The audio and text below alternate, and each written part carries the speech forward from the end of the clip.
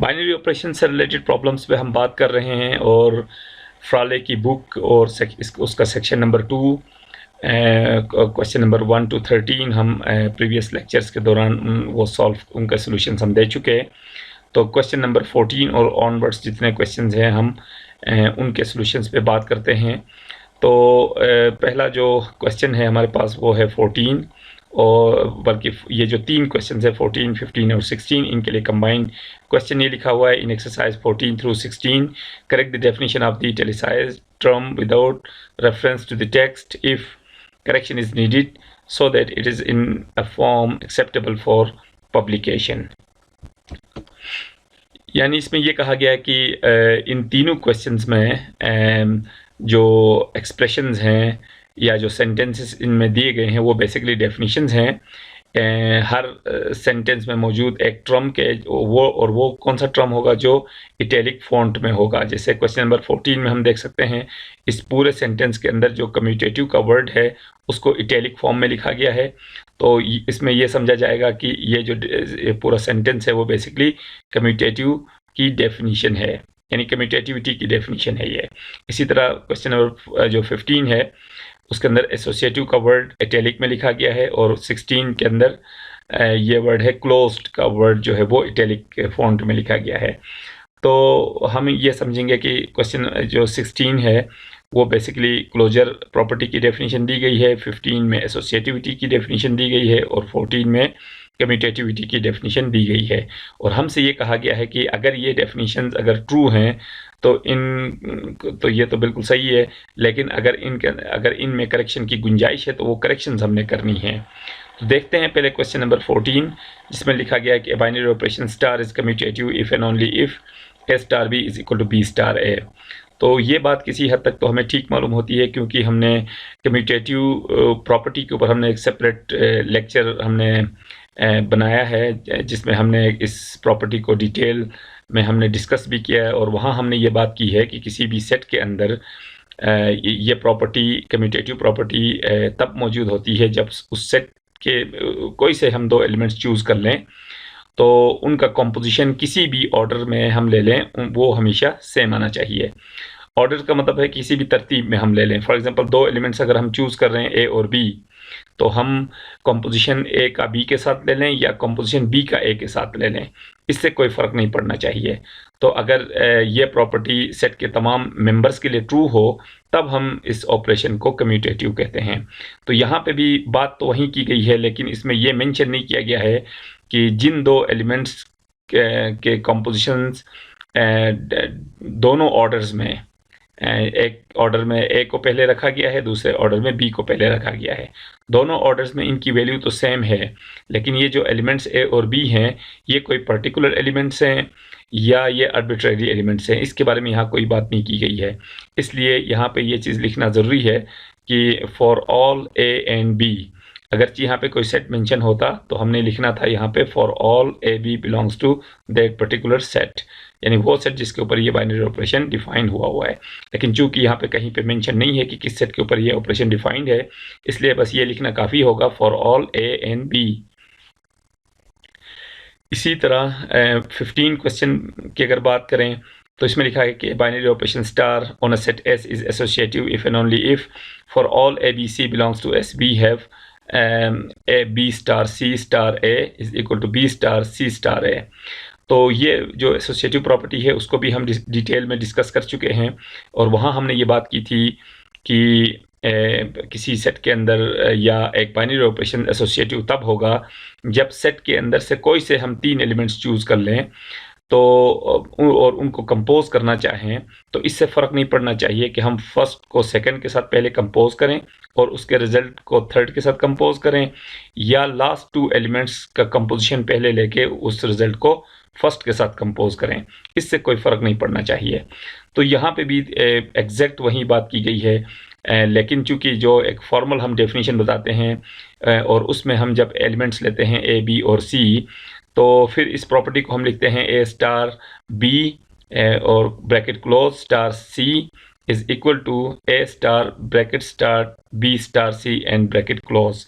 मतलब हम जो एलिमेंट्स जिस ऑर्डर में लेते हैं सेट से उसी ऑर्डर में उनकी कंपोजिशन को भी एक्सप्रेस करते हैं, जो कि बिल्कुल भी ज़रूरी नहीं है कि जो हमने 3 एलिमेंट्स लिए हैं उनको किसी भी ऑर्डर में, किसी भी तरतीब में रख के उनको कंपोज करना चाहें। तो मेन चीज़ जो इसके अंदर जो प्रॉपर्टी या इसके अंदर जो खसूसियत होनी चाहिए वो ये है कि जिनको भी, जिस एलिमेंट को भी हम पहले पे रखें, जिस एलिमेंट को भी सेकंड पे रखें और जिस एलिमेंट को भी थर्ड पे रखें, इससे फ़र्क नहीं पड़ता है। फ़र्क सिर्फ ये पड़ता है कि जिन दो को हमने फर्स्ट पे रखा है उनके कंपोजिशन का जब हम थर्ड के साथ कंपोजिशन ले लें तो वो रिजल्ट बिल्कुल सेम होना चाहिए लास्ट 2 के कंपोजिशन का फर्स्ट के साथ कंपोजिशन। तो यहाँ पे अगर हम ये देखें तो एग्जैक्ट वही बात की गई है।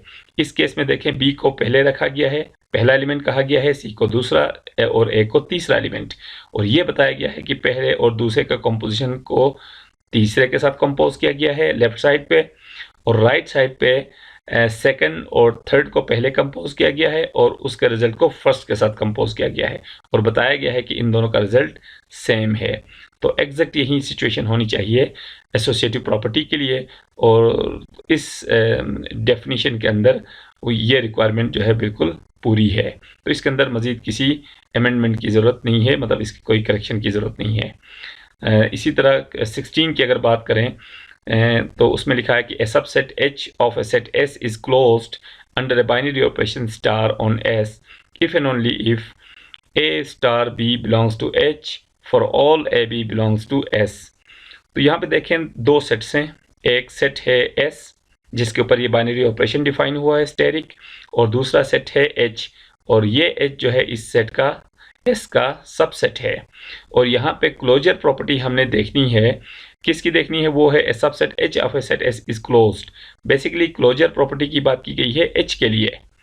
तो हमें ये पता है कि जिस सेट की क्लोजर प्रॉपर्टी की बात की जाए उसी के दो एलिमेंट्स, आर्बिट्ररी एलिमेंट्स हम लेंगे तो उनका कंपोजिशन अगेन उसी सेट से बिलोंग करना चाहिए।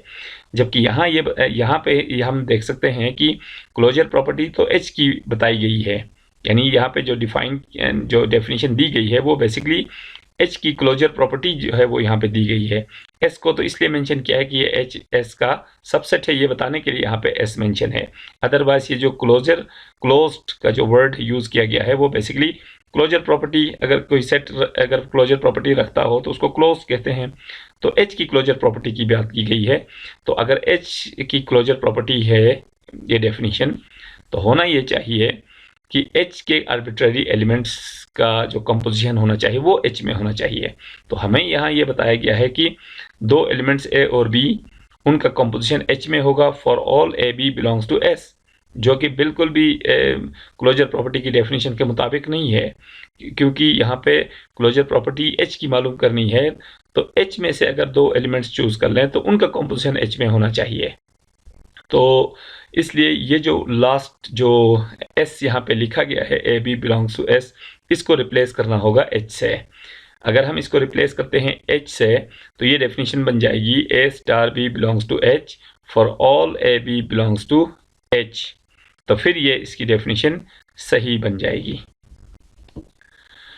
अब चलते हैं बाकी क्वेश्चंस, और ये क्वेश्चंस है 17 थ्रू 22, यानी क्वेश्चन 17 से 22 तक जितने भी क्वेश्चंस हैं, जितने भी पार्ट्स हम कह सकते हैं, उनके लिए जो कंबाइंड क्वेश्चन लिखा गया है ये, और उसमें ये कहा गया है कि determine whether the definition of star does give a binary operation on the set in the event that star is not a binary operation, state whether condition 1, condition 2 or both of these conditions on page 24 are violated। तो इसमें ये कहा गया कि question number 17 से लेकर 22 तक different sets के ऊपर डिफरेंट ऑपरेशंस डिफाइन किए गए हैं, और हमने ये बताना है कि इनमें से कौन सा ऑपरेशन जो है वो क्या बाइनरी ऑपरेशन है या नहीं है। यानी ये जितने भी रूल्स डिफाइन किए गए या जितने भी ऑपरेशंस डिफाइन किए गए यहाँ पे सेट्स के, हर सेट के अगेंस्ट में, जैसे कि ये कोई 17 में देख सकते हैं पॉजिटिव इंटीजर्स पे ये ऑपरेशन डिफाइन है, 18 में पॉजिटिव इंटीजर्स के ऊपर ये ऑपरेशन डिफाइन है, 19 में ये ऑपरेशन डिफाइन है, और 20 में ये ऑपरेशन डिफाइन है। आगे भी दो क्वेश्चंस हैं, उनमें भी दो डिफरेंट ऑपरेशंस डिफाइन किए गए हैं, और हमने ये बताना है कि क्या ये इन सेट्स के लिए बाइनरी ऑपरेशंस होंगे या नहीं होंगे। तो फिलहाल हम इनको ऑपरेशन नहीं कहेंगे, रूल्स कहते हैं। इन सेट्स के ऊपर डिफरेंट मैप्स या डिफरेंट फंक्शंस या डिफरेंट रूल्स जो है वो डिफाइन किए गए हैं। हमने ये बताना है कि ये रूल्स या मैप्स जो है वो बाइनरी ऑपरेशंस होंगे या नहीं। तो बाइनरी ऑपरेशन होने के लिए जैसे कि यहाँ पे इन्होंने मेंशन भी किया है कि अगर बाइनरी ऑपरेशन है तो ठीक, अगर नहीं है तो फिर बताना है स्टेट वेदर कंडीशन 1, कंडीशन 2 और both of these conditions on page 24 are violated. यानी हमने बताना है कि बताना कब है कि या तो ये बताना है कि ये रूल्स जो हैं या मैप्स जो हैं बाइनरी ऑपरेशंस हैं या नहीं। अगर हैं तो बात ख़त्म हो गई, अगर नहीं है तो फिर बताना है कि ये क्यों नहीं है, ये रीज़न क्या है। क्योंकि पेज नंबर 24, इसी बुक के पेज नंबर 24 के ऊपर बाइनरी ऑपरेशन की डेफिनेशन दी गई है और वहाँ पे बाइनरी ऑपरेशन के बारे में कहा गया है कि ये किसी सेट के ऊपर डिफाइन होने वाला ये एक ऐसा मैप है जो दो कंडीशंस मीट करता हो। और कंडीशन 1 में ये कहा गया था कि सेट के तमाम पॉसिबल ऑर्डर पेयर्स के लिए ये जो मैप है या जो रूल है वो एग्जैक्ट एक एलिमेंट असाइन करे, यानी सेट के तमाम पॉसिबल ऑर्डर पेयर्स के लिए एक सिंगल एलिमेंट असाइन करे। और कंडीशन 2 ये था कि जो एलिमेंट ये असाइन करेगा, ये मैप सेट के हर ऑर्डर पेयर के लिए जो एलिमेंट असाइन करेगा वो दोबारा इसी सेट में से होना चाहिए। तो ये कंडीशन 2 है। तो कंडीशन 1 के मुताबिक सेट के हर ऑर्डर पेयर के लिए एक सिंगल एलिमेंट असाइन होना चाहिए और कंडीशन 2 के मुताबिक जो भी एलिमेंट असाइन होगा वो वापस उसी सेट में से होना चाहिए। तो हम ये देख सकते हैं आगे कि अगर कोई रूल इनमें से कोई मैप बाइनरी ऑपरेशन नहीं है तो फिर हमें देखना पड़ेगा कि इसमें कंडीशन 1 की वायलेशन हो रही है या 2 की वायलेशन हो रही है या दोनों की वायलेशन हो रही है। तो पहले बात करते हैं क्वेश्चन नंबर 17 की। इसके अंदर सेट जो दिया गया है वो पॉजिटिव इंटीजर्स का है और इसके ऊपर जो मैप डिफाइन किया गया है वो है a star b is equal to a minus B. Simple ये सब्ट्रैक्शन का ऑपरेशन है, यानी पॉजिटिव इंटीजर्स के ऊपर ये सब्ट्रैक्शन का ऑपरेशन डिफाइन किया गया है। और हम क्लियरली ये देख सकते हैं कि ये एक बाइनरी ऑपरेशन है या नहीं है। तो हम ये इसमें ये कह सकते हैं कि ये एक बाइनरी ऑपरेशन नहीं है। बाइनरी ऑपरेशन न होने की अब क्या वजह है, और चूंकि हमसे ये पूछा भी गया है कि फिर बताएं कि क्या रीज़न है कि ये क्यों नहीं है, कंडीशन 1 की वायलेशन है या 2 की वायलेशन है या दोनों की वायलेशन है। तो यहाँ पे बेसिकली कंडीशन 2 की वायलेशन है। क्वेश्चन नंबर 17 में 2 की वायलेशन है, इसलिए कंडीशन 1 तो यहाँ पे सेटिस्फाई हो रहा है क्योंकि ऑपरेशन इन दोनों के दरमियान सब्ट्रैक्शन है। सब्ट्रैक्शन का मतलब है कि हम कोई से भी दो पॉजिटिव इंटीजर्स चूज़ कर लें और उनको सब्ट्रैक्ट कर लें तो हमें हमेशा एक यूनिक एलिमेंट हमें मिलता है।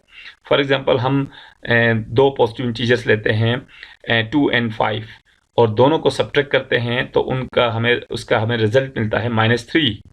तो ये बिल्कुल एग्जैक्ट एक एलिमेंट असाइन हो रहा है 2 और 5 के लिए -3। तो यही कंडीशन 1 भी कहती है कि हर ऑर्डर पेयर के लिए एक सिंगल एलिमेंट असाइन होना चाहिए। लेकिन कंडीशन 2 जो कहती है वो ये है कि जो भी एलिमेंट असाइन होगा वो वापस उसी सेट में से होना चाहिए। और ये वाली बात यहाँ पे ट्रू नहीं हो रही है, क्योंकि जैसे हमने अपनी एग्जांपल में कहा था कि अगर हम पॉजिटिव इंटीजर्स में से 2 और 5 चूज़ कर लें तो इनका जो डिफरेंस होगा, इनका जो कॉम्पोजिशन जो कि डिफरेंस है, इनका जो डिफरेंस होगा 2 - 5 -3 होगा और -3 जो है इस सेट से बिलोंग नहीं करता। तो ये हम कह सकते हैं कि 17 जो Z+ के ऊपर जो बाइनरी ऑपरेशन सब्ट्रैक्शन डिफाइन किया गया है ये एक बाइनरी ऑपरेशन नहीं है, क्योंकि ये कंडीशन 1 तो मीट करता है लेकिन कंडीशन 2 की यहाँ पे वायलेशन हो रही है, इसलिए हम इसको बाइनरी ऑपरेशन नहीं कह सकते। इसी तरह 18 की बात करते हैं तो हमें ये क्लियरली पता चल रहा है कि ये एक बाइनरी ऑपरेशन होगा, इसलिए कि क्योंकि इसमें कंडीशन 1 भी इसमें सेटिस्फाई हो रही है और कंडीशन 2 भी इसमें सेटिस्फाई हो रही है। कंडीशन 1 कैसे सेटिस्फाई हो रही है कि पॉजिटिव, चूँकि सेट यहाँ पे पॉजिटिव इंटीजर्स का है और इसमें जो मैप डिफाइन किया गया है a star b is equal to a power b, यानी जो दो एलिमेंट्स हम चूज़ करेंगे Z+ में से, उनमें से पहला एलिमेंट बेस होगा, दूसरा एलिमेंट उसका एक्सपोनेंट होगा। तो अगर इस सिचुएशन में हम देखें और कोई से हम दो पॉजिटिव इंटीजर्स ले लें, फॉर एग्जांपल 2 and 3 अगर हम कंसीडर कर लें तो ये 2 कंपोजिशन 3 होगा इज इक्वल टू 2 पावर 3 और 2 पावर 3 मीन्स 8, यानी 2 और 3 का जो कंपोजिशन हमें मिलेगा वो 8। इसी तरह अगर हम 1 और 5 ले लें तो 1 स्टेरिक 5 1 पावर 5 होगा जो कि 1 होगा। और इसी तरह कोई से भी हम दो एलिमेंट्स हम चूज़ करें Z प्लस में से, तो हम बासानी ये देख सकते हैं कि उनका कॉम्पोजिशन हमेशा एक यूनिक एलिमेंट ही होगा। तो यही कंडीशन 1 भी कहती है कि हर पॉसिबल ऑर्डर पेयर के लिए एक सिंगल एलिमेंट असाइन होना चाहिए, और ये बात बिल्कुल यहाँ से बिल्कुल ट्रू साबित हो रही है। इसी तरह कंडीशन 2 जो है वो भी यहाँ मीट कर रहा है, इसलिए कि हम कोई से भी दो पॉजिटिव इंटीजर्स ले लें और उनको कंपोज करें इस रूल के तहत, तो जो भी सिंगल एलिमेंट असाइन होगा उस ऑर्डर पेयर के लिए वो एलिमेंट हमेशा एक पॉजिटिव इंटीजर ही होगा, क्योंकि ए और बी दोनों हम चूज़ कर रहे हैं पॉजिटिव इंटीजर्स में से, और इनका जब कंपोजिशन लेंगे तो इन्हीं में से एक एलिमेंट ए बेस होगा और दूसरा एलिमेंट होगा इसका पावर।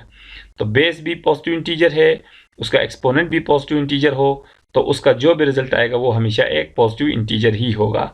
यानी इस ऑर्डर पेयर के लिए जो भी एलिमेंट असाइन होगा वो हमेशा Z प्लस का अपना एलिमेंट ही होगा। तो इसका मतलब ये हुआ कि कंडीशन 2 भी यहाँ पे ट्रू है, इसलिए हम इसको भी बाइनरी ऑपरेशन कहेंगे। तो क्वेश्चन 19 है, इसके अंदर सेट रियल नंबर्स का है और बाइनरी ऑपरेशन जो है वो सब्ट्रैक्शन का है। तो यहाँ बिल्कुल वाज़े तौर पे देखा जा सकता है कि ये ऑपरेशन जो है वो रियल नंबर्स के लिए बाइनरी ऑपरेशन होगा, क्योंकि ये बात हमने 17 में भी देखी है। वहाँ हमने सब्ट्रैक्शन को बाइनरी ऑपरेशन इसलिए नहीं कहा था क्योंकि सेकंड कंडीशन की वायलेशन हो रही थी, क्योंकि दो पॉजिटिव इंटीजर्स का डिफरेंस हमेशा पॉजिटिव इंटीजर नहीं होता। लेकिन यहाँ पे सिचुएशन थोड़ी सी डिफरेंट है, ऑपरेशन वही है लेकिन सेट यहाँ पे रियल नंबर्स का है। और अगर हम बात करें कोई से दो रियल नंबर्स की और उनको कंपोज करें सब्ट्रैक्शन के थ्रू, तो हम ये कह सकते हैं कि दो रियल नंबर्स का डिफरेंस हमेशा एक रियल नंबर होता है, बल्कि हम ये कहेंगे कि हमेशा एक यूनिक रियल नंबर होता है।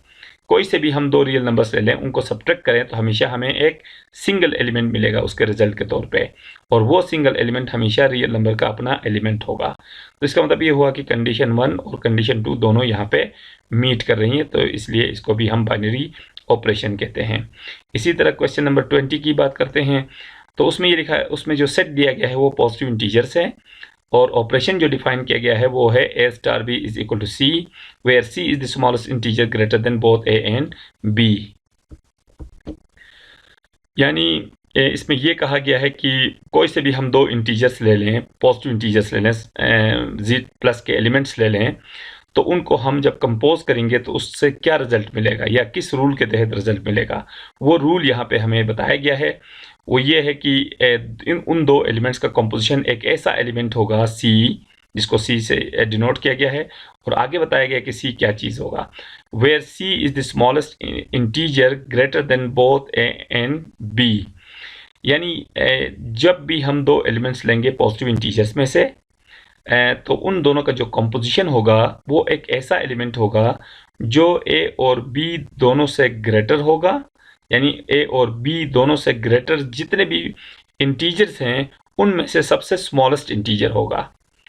तो इस चीज़ को समझने के लिए हम थोड़ी बहुत हम कैलकुलेशन की तरफ जाते हैं। तो ये सेट है जो हमें दिया गया है और ये वो ऑपरेशन है, a star b is equal to c, where c is smallest integer greater than both a and b। इसका मतलब ये है कि अगर मैं पॉजिटिव इंटीजर्स में से कोई से भी दो एलिमेंट्स चूज करता हूँ, फॉर एग्जांपल 1 एंड 3, ये दोनों पॉजिटिव इंटीजर्स के सेट ऑफ पॉजिटिव इंटीजर के एलिमेंट्स हैं, तो इनका जो कंपोजिशन होगा 1 स्टार 3 इज इक्वल टू, ये कह रहा है कि दो एलिमेंट्स का कंपोजिशन एक ऐसा एलिमेंट होगा जो एलिमेंट ग्रेटर होगा दोनों a और b से, यानी एक ऐसा इंटीजर होगा जो 1 और 3 से ग्रेटर हो। तो यहाँ पे हम कह सकते हैं कि 1 और 3 से ग्रेटर इंटीजर्स तो इनफाइनाइट है। 1 और 3 से ग्रेटर इंटीजर्स कौन कौन से हैं इनफाइनाइट? 4, 5, 6, 7 and so on. इससे आगे जितने भी एलिमेंट्स हैं ये सारे ऐसे इंटीजर्स हैं जो 1 और 3 दोनों से बड़े हैं। तो हमें ये कहा गया है कि a और b से, बोथ a एंड b से ग्रेटर जितने भी इंटीजर्स होंगे उनमें से सबसे स्मॉलेस्ट, तो ये जितने भी 1 और 3 से ग्रेटर जितने भी इंटीजर्स हैं उनमें से जो सबसे स्मॉलेस्ट होगा वो है हमारे पास 4। तो 1 और 3 का जो कंपोजिशन होगा वो है 4। इसी तरह दूसरे हम पेयर्स के लिए चेक कर सकते हैं, फॉर एग्जांपल 2 एंड 7 है, इनके लिए अगर हम चेक करना चाहें तो 2 कंपोजिशन होगा 7 और इसका रिजल्ट क्या आएगा? इसका रिजल्ट इस रूल के मुताबिक 2 और 7 दोनों से ग्रेटर जितने भी इंटीजर्स हैं उनमें से स्मॉलेस्ट इंटीजर। अब हमें पता है कि 2 और 7 से ग्रेटर इंटीजर्स कौन से हैं, यानी वो कौन से इंटीजर्स हैं जो 2 से भी ग्रेटर हैं और 7 से भी ग्रेटर हैं। तो वो इंटीजर्स हैं हमारे पास 8, 9, 10, 11 एंड सो ऑन। ये सारे इंटीजर्स ऐसे हैं जो 2 से भी ग्रेटर हैं और 7 से भी ग्रेटर हैं। तो अब रूल के मुताबिक इन ग्रेटर इंटीजर्स में से जो सबसे स्मॉलेस्ट होगा, तो इसमें सबसे स्मॉलेस्ट हमारे पास आ रहा है 8, तो ये इसका रिजल्ट होगा 8। तो हम ये देख सकते हैं कि पॉजिटिव इंटीजर्स में से कोई सा भी हम पेयर उठाएं, चाहे 1 3 उठाएं, 2 7 उठाएं या कोई तीसरा पेयर उठाएं, तो हमें जो रिजल्ट मिलता है वो हमेशा एक यूनिक एलिमेंट मिलता है, यानी एग्जैक्ट 1 एलिमेंट असाइन हो रहा है हर पॉसिबल ऑर्डर पेयर के लिए। तो ये कंडीशन 1 यहाँ पे मीट कर रही है। और दूसरी बात ये है कि जब भी हम 2 एलिमेंट्स चूज करेंगे पॉजिटिव इंटीजर्स में से, तो उससे उन दोनों से ग्रेटर जितने भी इंटीजर्स होंगे वो भी हमेशा पॉजिटिव इंटीजर्स ही होंगे, क्योंकि पॉजिटिव इंटीजर्स से ग्रेटर कोई इंटीजर नेगेटिव नहीं हो सकता। हर पॉजिटिव इंटीजर से ग्रेटर जितने भी इंटीजर्स होंगे वो सब के सब पॉजिटिव होंगे। ऐसा नहीं हो सकता कि एक पॉजिटिव इंटीजर हो और उससे ग्रेटर कोई नेगेटिव इंटीजर हो। तो इसका मतलब ये हुआ कि इस कंपोजिशन के नतीजे में जितने भी एलिमेंट्स हमें मिलेंगे वो हमेशा पॉजिटिव इंटीजर्स ही होंगे। तो इसका मतलब ये हुआ कि कंडीशन 2 भी इस सेट के लिए ट्रू हो रही है, यानी हर पेयर के लिए जो एलिमेंट असाइन हो रहा है वो खुद भी पॉजिटिव इंटीजर्स में से ही असाइन हो रहा है। इसलिए हम इस ऑपरेशन को बाइनरी ऑपरेशन कहेंगे इस सेट पॉजिटिव इंटीजर्स के लिए। बात करते हैं 21 की, जिसमें एक पॉजिटिव जिसमें सेट जो दिया गया है वो पॉजिटिव इंटीजर्स का दिया गया है और ऑपरेशन डिफाइन हुआ है a star b is equal to c where c is at least 5 more than a plus b। यानी इसमें ये कहा गया है कि इस सेट में से कोई से भी हम 2 एलिमेंट्स चूज कर लें a और b, उनका जो कंपोजिशन होगा वो एक ऐसा एलिमेंट होगा जो इन दोनों एलिमेंट्स यानी a और b के सम से 5 ग्रेटर होगा। और ये सिर्फ 5 ग्रेटर नहीं कहा है बल्कि एटलीस्ट 5 ग्रेटर कहा है, यानी इन दोनों एलिमेंट्स के सम से कम 5 यूनिट्स ग्रेटर हो। तो देखना ये है कि इस रूल के तहत क्या हम ये कह सकते हैं कि ये बाइनरी ऑपरेशन होगा या नहीं होगा। तो ये बिल्कुल भी बाइनरी ऑपरेशन नहीं है और इसको भी हम एक्सप्लेन कर सकते हैं कुछ पर्टिकुलर केसेस की मदद से।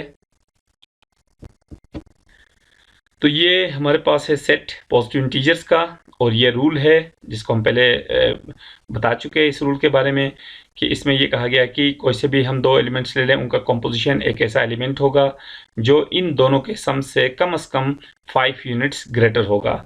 तो हमने पहले भी कहा है कि ये एक बाइनरी ऑपरेशन नहीं हो सकता, इसलिए कि यहाँ पे कंडीशन 1 की वायलेशन हो रही है। और कंडीशन 1 क्या होनी चाहिए? कंडीशन 1 क्या कहती है कि जो भी बाइनरी ऑपरेशन है वो एक ऐसा रूल होना चाहिए जो सेट के हर पॉसिबल ऑर्डर पेयर के लिए सिर्फ और सिर्फ एक ही एलिमेंट असाइन करे, एक से न कम एक से न ज़्यादा। यानी एक से कम यानी मतलब ऐसा भी ना हो कि वो कोई एलिमेंट असाइन ही ना करे और ऐसा भी ना हो कि वो एक से ज़्यादा एलिमेंट्स असाइन करे। तो हर ऑर्डर पेयर के लिए सिर्फ और सिर्फ एक एलिमेंट असाइन होना चाहिए था, जो कि इस केस में ऐसा नहीं हो रहा। वो कैसे नहीं हो रहा? उसके लिए हम सेट ऑफ पॉजिटिव इंटीजर्स में से कोई जो सेट ऑफ पॉजिटिव इंटीजर्स है उसमें से 2 एलिमेंट्स लेते हैं। फॉर एग्जांपल मैं लेता हूँ 2 and 5, ये 2 एलिमेंट्स मैंने लिए इस सेट में से। तो इन दोनों का कंपोजिशन ज़रा देखते हैं कि इन दोनों के कंपोजिशन यानी 2 और 5 के लिए एग्जैक्ट 1 एलिमेंट असाइन हो रहा है या एक से ज़्यादा एलिमेंट्स असाइन हो रहे हैं। तो और रूल हमारे पास जो है वो ये दिया गया है। तो 2 और 5 का जो रिजल्ट आएगा वो इस रूल के मुताबिक क्या आना चाहिए?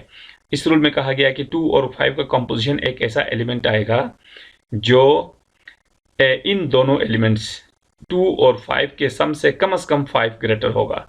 अब यहाँ पे बात की गई है एटलीस्ट की, कम 5 यूनिट्स ग्रेटर होना चाहिए। तो पहले देखना होगा कि 2 और 5 का सम क्या है। तो 2 और 5 का सम तो 7 है। तो अब C एक ऐसा एलिमेंट होगा जो 7 से कम 5 यूनिट्स ग्रेटर हो। तो अगर हम ये देखें कि 2 और 5 का जो सम है वो तो 7 है। अब 7 से 5 यूनिट्स ग्रेटर, मतलब उसमें मज़ीद हम 5 ऐड कर लेंगे तो ये हमारे पास होगा 12। तो इसका मतलब ये है कि उसके लिए जो एक एलिमेंट असाइन हो सकता है वो 12 है, इसलिए कि 12 जो है वो 2 और 5 के सम से 5 यूनिट्स ग्रेटर है। लेकिन बात यहाँ ख़त्म नहीं होती है, क्योंकि ये सिर्फ 12 ही ऐसा एलिमेंट नहीं है जो इन दोनों के सम से कम 5 यूनिट्स ग्रेटर हो। उसके अंदर तो 13 भी आएगा, उसके अंदर तो 14 भी आएगा, और इससे आगे जितने भी इंटीजर्स हैं वो सब के सब 2 और 5 के सम से कम 5 यूनिट्स ग्रेटर हैं, ये सारे के सारे एलिमेंट्स। इसका मतलब ये हुआ कि इस रूल के तहत अगर हम 2 और 5 के लिए एलिमेंट असाइन करना चाहें तो वो एलिमेंट 12 भी असाइन हो सकता है, 13 भी असाइन हो सकता है, 14 भी, और इसके बाद इनफाइनाइट एलिमेंट्स है जो कि इस रूल के तहत इस पेयर के लिए असाइन हो सकते हैं।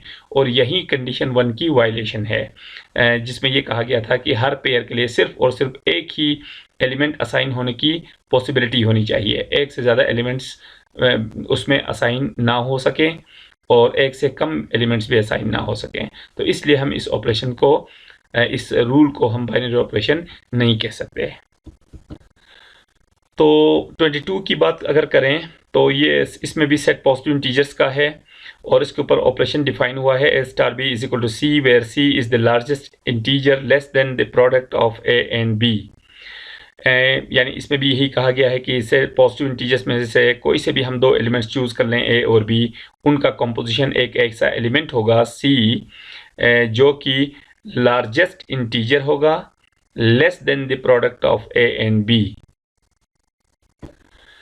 तो यहाँ से भी हमें ये पता चल रहा है कि ये भी बाइनरी ऑपरेशन नहीं होगा, क्योंकि इसमें दोनों कंडीशंस की वायलेशन हो रही है। कंडीशन 1 इसलिए वायलेट हो रहा है कि हर ऑर्डर पेयर के लिए एक से ज़्यादा एलिमेंट्स असाइन हो रहे हैं, और दूसरी कंडीशन इसलिए वायलेट हो रही है कि जो एलिमेंट्स असाइन हो रहे हैं उनमें से कुछ एलिमेंट्स जो है वो पॉजिटिव इंटीजर से बिलोंग नहीं करते।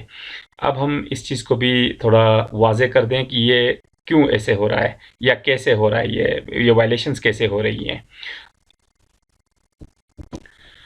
तो ये वो सिचुएशन है, इसमें हमें बताया गया है कि पॉजिटिव इंटीजर्स में से हम कोई से भी दो एलिमेंट्स ले लें ए बी, उनका कंपोजिशन एक ऐसा एलिमेंट होगा जो कि लार्जेस्ट इंटीजर होगा less than the product of A and B, यानी ए और बी का जो प्रोडक्ट है उससे लेस जितने भी इंटीजर्स होंगे उनमें से सबसे लार्जेस्ट होगा। तो इसको चेक करने के लिए हम जो इसमें से पहला ऑर्डर पेयर हम ले रहे हैं वो है 1 and 1, दोनों के दोनों पॉजिटिव इंटीजर्स हैं, और 1 का जो कॉम्पोजिशन होना चाहिए वो अब एक ऐसा एलिमेंट होगा जो इन दोनों का प्रोडक्ट, 1 और 1 का ज़रा हम प्रोडक्ट देख लेते हैं। तो 1 और 1 का जो प्रोडक्ट बनता है वो बनता है 1। अब हमने इन दोनों के लिए एलिमेंट किस तरह का असाइन करना है, वो एलिमेंट जो है वो लेस होना चाहिए than the product of A and B, यानी ये जो प्रोडक्ट है 1, इससे लेस कोई इंटीजर होना चाहिए, और उससे लेस जितने इंटीजर्स हैं उनमें से हाईएस्ट इंटीजर होना चाहिए। तो अगर हम देख लें 1 से लेस कितने इंटीजर्स हैं, तो 1 से लेस तो बहुत ज़्यादा इंटीजर्स हैं हमारे पास। 1 से लेस जो इंटीजर है वो है 0, यानी वो है 0, और इसी तरह इससे लेस एक इंटीजर है -1, फिर उससे लेस -2, -3।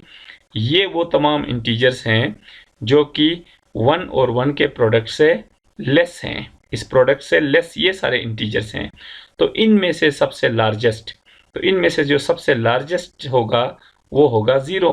तो इसका मतलब ये हुआ कि 1 और 1 के लिए जो एलिमेंट असाइन हो रहा है इस रूल के तहत वो एलिमेंट 0 असाइन हो रहा है, और हमें पता है कि 0 जो है वो इस पॉजिटिव इंटीजर से ये बिलोंग नहीं करता।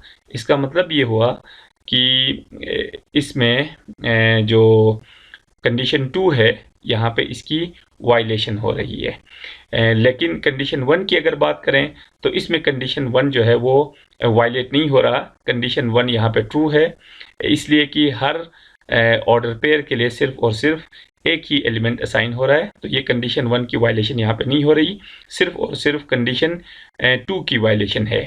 वो इसलिए कि 1 और 1 ऑर्डर पेयर के लिए जो एलिमेंट असाइन हो रहा है इस रूल के तहत वो 0 हो रहा है, और 0 इस पॉजिटिव इंटीजर्स का मेंबर नहीं है। तो इसका मतलब ये हुआ कि इस सेट के लिए ये जो रूल है वो बाइनरी ऑपरेशन नहीं कहला सकता। इसी तरह एक और क्वेश्चन है, ये 23, जिसके अंदर एक सेट H दिया गया है with subset of M2R। M2R हमें पता है set of all matrices of 2x2 with real entries। M2R का यही मतलब होता है set of all possible 2x2 matrices with real entries, और इसका एक सबसेट लिया गया है H, और इस सबसेट H के जो एलिमेंट्स होंगे वो इस टाइप के मैट्रिसेस होंगे 2x2।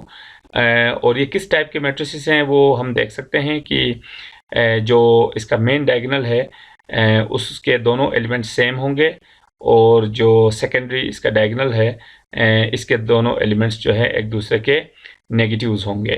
तो ऐसे मैट्रिसेस का एक सेट है जो कि H है।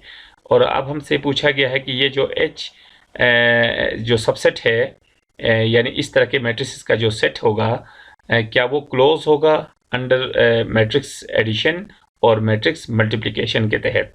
तो हमने ये बताना है कि ये इस सेट के अंदर क्या क्लोजर प्रॉपर्टी होगी मैट्रिक्स एडिशन के तहत, या हम ये कह सकते हैं कि क्या मैट्रिक्स एडिशन इस सेट H के लिए, इस सबसेट H के लिए बाइनरी ऑपरेशन होगा, और मैट्रिक्स मल्टीप्लिकेशन इस सेट H के लिए बाइनरी ऑपरेशन होगा या नहीं होगा। तो इसको हम पहले तो हम बता सकते हैं कि ये मैट्रिक्स एडिशन जो है वो H के लिए बाइनरी ऑपरेशन होगा, और मैट्रिक्स मल्टीप्लिकेशन भी बाइनरी ऑपरेशन होगा। ये दोनों जो है वो बाइनरी ऑपरेशन होंगे सेट H के लिए। सिर्फ इसको हम जस्टिफाई करेंगे कि ये कैसे बाइनरी ऑपरेशन हो सकते हैं H के लिए। तो हम बात कर रहे थे एक इस सेट H की, ये क्वेश्चन नंबर 23 है। सेट ये है हमारे पास H, और मेन चीज़ ये है कि हमने ये देखना है कि सेट के एलिमेंट्स किस टाइप के हैं। तो इस सेट के एलिमेंट्स जो है बेसिकली वो मैट्रिसेस हैं 2x2 के, और वो सारे 2x2 के मैट्रिसेस नहीं हैं, बल्कि 2x2 के वो मैट्रिसेस हैं जिनके मेन डायगोनल के एलिमेंट्स सेम हों और सेकेंडरी डायगोनल के एलिमेंट्स एक दूसरे के नेगेटिव्स हों। फॉर एग्जांपल हम कुछ मिसालें इसकी ले सकते हैं, जैसे मैं एक मैट्रिक्स ले सकता हूँ 2 -3 3 एंड 2। ये देखें बिल्कुल वही मैट्रिक्स है जिसके मेन डायगोनल के एलिमेंट्स सेम और जो सेकेंडरी डायगोनल के एलिमेंट्स है वो एक दूसरे के नेगेटिव्स हैं। इसी तरह और भी बहुत सारे मैट्रिसेस हम कंसीडर कर सकते हैं जो कि इस सेट के मेंबर्स हैं। तो ये ज़ाहिर है इनफाइनाइट इस तरह के मैट्रिसेस हैं। अब हमने ये बताना है कि क्या मैट्रिक्स जो एडिशन है, एक ऑपरेशन है, वो H के लिए बाइनरी ऑपरेशन होगा, या जो मैट्रिक्स एडिशन है उसके रिस्पेक्ट से H क्लोज होगा, या मैट्रिक्स जो एडिशन है वो क्या कहते हैं वो क्लोजर प्रॉपर्टी या H क्लोजर प्रॉपर्टी रखता होगा मैट्रिक्स एडिशन के रिस्पेक्ट से, और H क्लोजर प्रॉपर्टी रखता होगा मैट्रिक्स मल्टीप्लिकेशन के रिस्पेक्ट से। तो हमने इन दो क्वेश्चंस का जवाब देना है, और ये एक आंसर हम पहले ही दे चुके हैं कि मैट्रिक्स एडिशन भी मैट्रिक्स एडिशन के रिस्पेक्ट से H जो है वो क्लोज्ड होगा, और मैट्रिक्स मल्टीप्लिकेशन के रिस्पेक्ट से भी H क्लोज्ड होगा। और इस चीज़ को हम यहाँ पे सिर्फ डेमोन्स्ट्रेट करके दिखा सकते हैं। तो क्लोजर प्रॉपर्टी टेस्ट करने के लिए जाहिर है हमें H के दो एलिमेंट्स की ज़रूरत होगी, और हमने क्लोजर प्रॉपर्टी में ये पढ़ा है कि किसी भी सेट के अंदर क्लोजर प्रॉपर्टी तब एग्जिस्ट करेगी किसी ऑपरेशन के रिस्पेक्ट से जब उस सेट के हम कोई से दो एलिमेंट्स चूज कर लें तो उनका कॉम्पोजिशन अगेन उसी सेट का मेंबर हो। तो हम इस केस में भी यही टेस्ट करने जा रहे हैं। H के दो मेंबर्स लेंगे, हम H के दो एलिमेंट्स ले रहे हैं, for example A and B belongs to H। जाहिर है A और B H के एलिमेंट्स हैं, तो इसका मतलब ये हुआ कि A एक 2x2 का मैट्रिक्स होगा जिसके मेन डायगोनल एलिमेंट्स सेम होंगे और सेकेंडरी डायगोनल एलिमेंट्स एक दूसरे के नेगेटिव्स होंगे। तो ये एलिमेंट्स मैं ले रहा हूँ फॉर एग्जांपल A1 -B1, और ये आपके पास होगा B1, और ये आपके पास होगा A1। तो जाहिर है हमने जो H में से एलिमेंट्स लेने हैं तो वो ऐसे एलिमेंट्स होने चाहिए जिनके मेन डायगोनल एलिमेंट्स सेम और सेकेंडरी डायगोनल एलिमेंट्स एक दूसरे के नेगेटिव्स। इसी तरह जो दूसरा मैं मैट्रिक्स ले रहा हूँ B, वो मैं लूँगा A2 माइनस B2 और ये B2 और ये A2। तो ये अगेन बिल्कुल उसी तरह का मैट्रिक्स है H का। तो अब हम ज़रा इन दोनों का सम देखते हैं, चूँकि मैट्रिक्स एडिशन की बात हुई है पहले।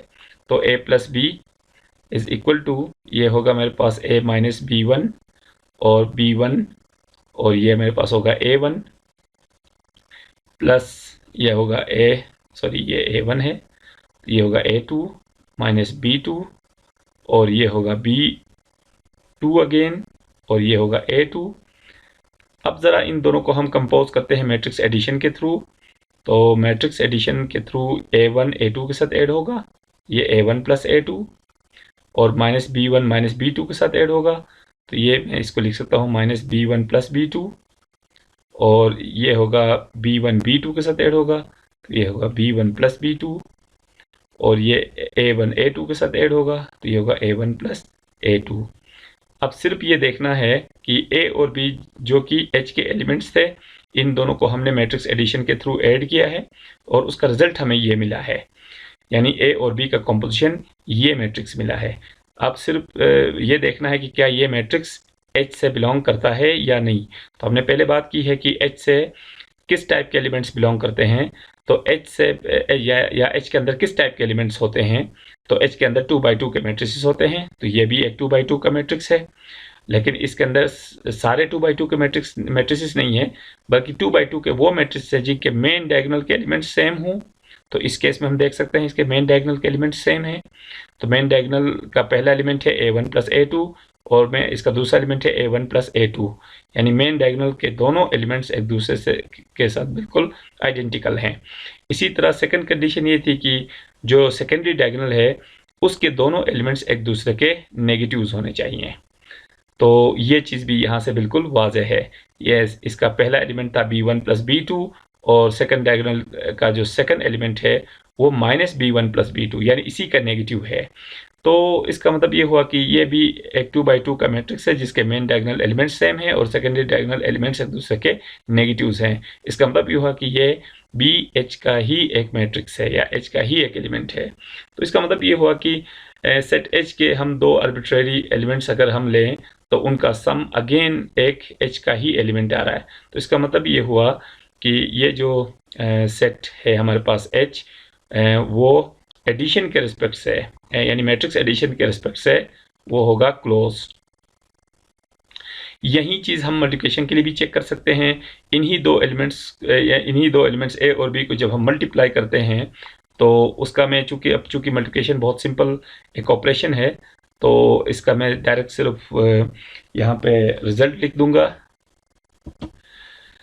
तो ये इन दो मैट्रिक्स का प्रोडक्ट है, यानी ये मैट्रिक्स मल्टीप्लिकेशन के तहत इनका प्रोडक्ट मैंने लिख दिया है यहाँ पे।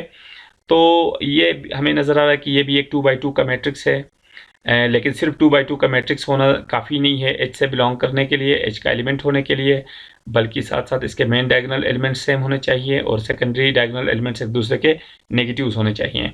तो हम यहाँ देख सकते हैं कि इसके जो मेन डायगोनल एलिमेंट्स हैं वो है पहला एलिमेंट है AX माइनस BY और यहाँ पे है माइनस BY प्लस AX। तो हमें बिल्कुल वाज़ेह तौर पे देख सकते हैं कि इन दोनों में कोई डिफरेंस नहीं है। अगर मैं AX को शुरू में लिखूं माइनस BY को बाद में लिखूं तो ये एग्जैक्ट यही एक्सप्रेशन बन जाता है। तो ये दोनों बिल्कुल ही सेम हैं। इसी तरह ये दोनों एलिमेंट्स एक दूसरे के नेगेटिव्स हैं, क्योंकि अगर मैं इन दोनों से नेगेटिव साइन कॉमन लेता हूं तो एग्जैक्ट ये एक्सप्रेशन बन जाता है, यानी इसी एक्सप्रेशन का ये नेगेटिव है। अगर मैं लिखना चाहूँ तो इसको हम ऐसे लिख सकते हैं AX माइनस BY, इसको मैंने एज इट इज़ लिख दिया। इन दोनों से मैंने माइनस कॉमन लेना है और BX को मैं शुरू में लिखना चाह रहा हूँ, तो ये होगा माइनस, जब कॉमन लूँगा तो मैं लिख सकता हूँ BX प्लस AY और इसका तीसरा एलिमेंट होगा BX प्लस AY, इसको मैंने एज इट इज़ लिख दिया।